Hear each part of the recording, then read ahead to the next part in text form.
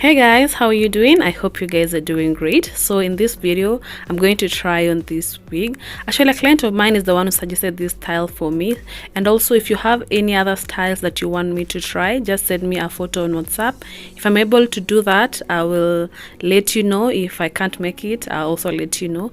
So a client of mine suggested this style for me. I made it for her. And the reason why I'm not going to cut the lace is because she asked me not to cut the lace for her. And just comment down below, guys, if you love this style. It has a frontal, and also, guys, just note that the prices of wigs that have frontals and the ones that don't have frontals are different, because I also realize most of the people want wigs that have frontals and they want it at a cheaper price, which is not possible, guys. I also have to make or buy the frontals. So guys, if you're interested in this wig, I'll leave my details in the comment section down below, so you can contact me and I'll make the wig for you. Thank you so much for watching, guys. That was it for today. If you love this wig, comment down below, and then again, if you're interested in this wig, I'll leave the details in the comment section down below.